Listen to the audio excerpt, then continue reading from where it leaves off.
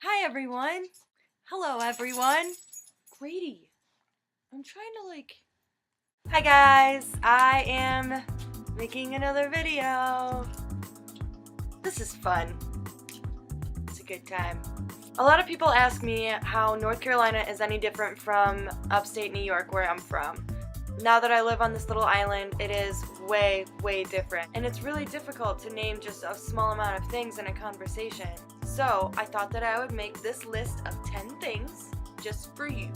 Instead of doing one of those, this is what I actually do, or this is what I actually look like photos that everybody's been doing, you know, the ones with like the 6 pictures on it.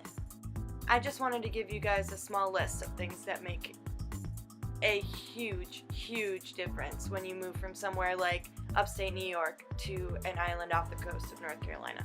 Here we go! Oh, of course I picked the gray marker. It's not even a black marker. Number 1. Cornfields. That's probably backwards, isn't it? Number 1. Cornfields. Oh, is that right? I don't think I'm gonna keep doing this though. Upstate New York, where I grew up in the small town of Clifton Springs, there is a cornfield on every side of my dad's house. Where I live doesn't have any cornfields. We have a lot of sand. Number 2. This is a huge tourist town. People's work schedule is based around when people are going on vacation or when they're not going to be going on vacation. For example, Memorial Day is very, very popular down here. A lot of people like to go on vacation for a week to see their family near Memorial Day. Another example would be, let's say, the middle of January when it's cold and groggy and not very pretty here on the beach. I don't know many people who go to upstate New York for vacation.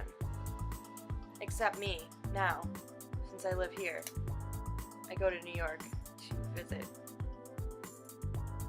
Number 3. Little to no snow down here. Last year we got about 4 inches, I think, whereas upstate New York gets can get 3 to 4 to 6 feet in a night. Number 4. Accents.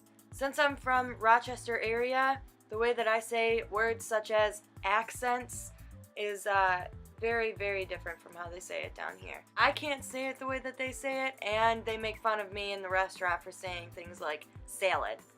Because I put such a harsh like the nasally thing on my A's, they make fun of me. I guess they do it a lot softer than I do. Valentine. Okay, that was a little ridiculous. I didn't mean to do that. Also, they say words like ode instead of old, or code instead of cold. I've noticed that New Yorkers can be a little bit more rude than people down south. Down here, when you walk into a coffee shop and you ask for a medium pumpkin spice latte, no foam with whip, 140 degrees, they do it with a smile. And those people get good tips. Up in New York, when you walk into a restaurant, sometimes they act like you're a huge pain in the ass. Number 6.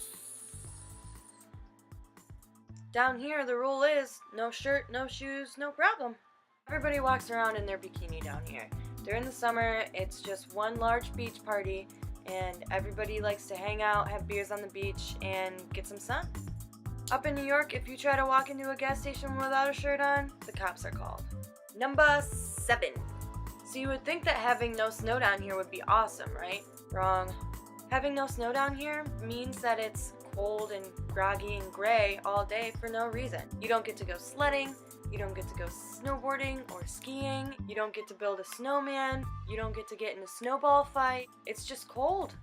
You sit around in your house to avoid the outdoor weather. And when it does snow, everything closes. Like I said, I was here for the 4 inches they got during Christmas time last year, and they closed everything. The only thing that was open was the movie theater.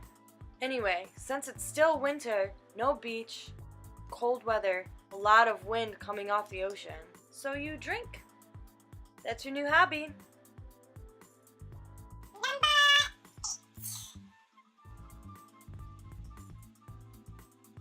Everyone knows everyone, especially when it comes to different kinds of businesses. Restaurant people know restaurant people, realty people know realty people, so on and so forth.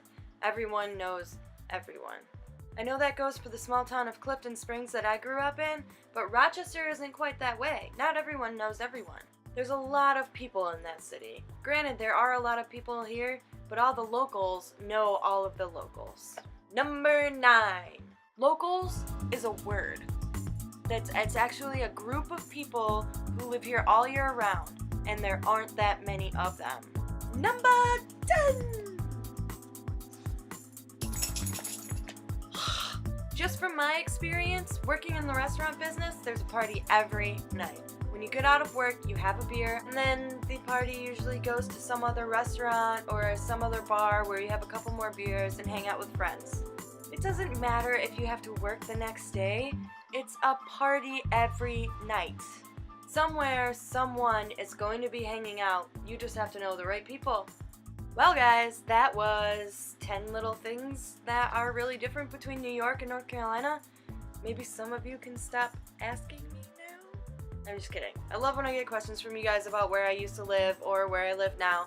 They're two completely different places and they're both really interesting and I loved living in both of them. If you guys have any more questions about either of these places, let me know in the comments below. Ask me, for example, why does North Carolina only use paper bags instead of plastic bags? Because plastic is easier. Why would we want to take the easy route? Maybe you want to ask me if we have our own news channel. Maybe you want to ask me how different the music scene is from Rochester to North Carolina. I don't know what you want to ask me, but go ahead and ask. Leave it in the comment below whether you're seeing this on my Facebook or if you're seeing it on my YouTube channel. Let me know how you feel, and of course, sub it if you want to continue to watch me make a fool of myself. Bye guys!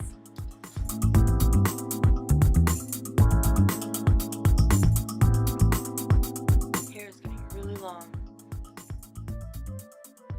So, a lot of people...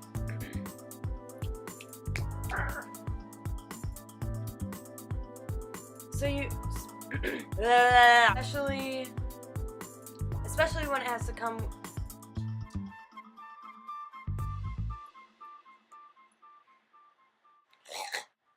That was stupid.